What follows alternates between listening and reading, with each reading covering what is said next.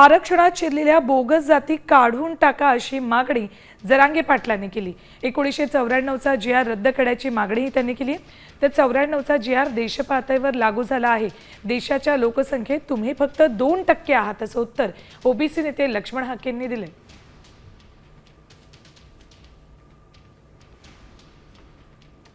प्रत्येक कलेक्टर तहसीलदारला निवेदन द्यायचं, 94चा जी.आर. रद्द करा।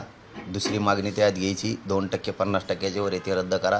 आणि ज्या समान जाती नाहीत, पाचवी मागणी घ्यायची, ज्या समान जाती नाहीत त्या समान जाती आहेत म्हणून सुद्धा काहींना आरक्षण दिलं गेलंय, त्या पण जाती बाहेर काढा म्हणून सुद्धा आता निवेदन द्यायचे। मी सुद्धा सरकारला देणार आहे। तुम्ही घोळ घालू नका बरं का। तुम्हाला सांगतो, विखे पाटील साहेब आणि फडणवीस साहेब त्यांच्या नोकऱ्या तातडीनं द्या, केसेस एक पण ठेवू नका।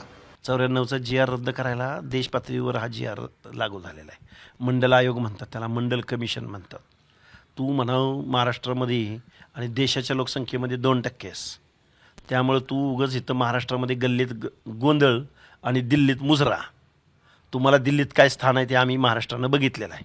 तुम्ही जर आमच्या 18 पगड जातीचा विश्वास संपादन केला असता तर तुम्ही दिल्लीवर पण राज्य करू शकला असता।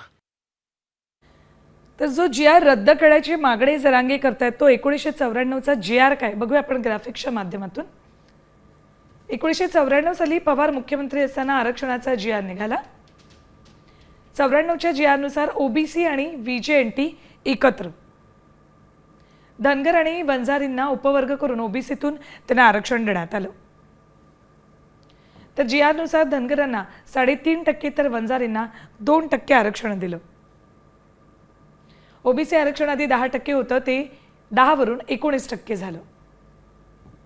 तर वाढीव आरक्षणात कोणत्याही अहवालाविना अनेक जातींचा समावेश झालेला आहे। आता isakal.com आहे देशातील नंबर 1 ची मराठी न्यूज वेबसाईट। प्रत्येक अपडेटसाठी isakal.com ला नक्की भेट द्या।